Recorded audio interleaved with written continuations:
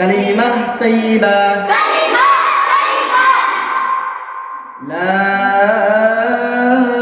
ইলাহা ইল্লাল্লাহু মুহাম্মাদুর রাসূলুল্লাহ কালিমাহ তাইয়্যিবার অর্থ আল্লাহ তাআলা ব্যতীত আর কোনো মাবুদ নাই। হযরত মুহাম্মদ মুস্তাফা সাল্লাল্লাহু আলাইহি ওয়াসাল্লাম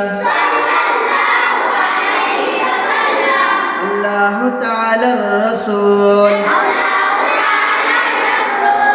বলেন আপনারা কালিমা তয়্যিবা এবং অর্থ বলেন।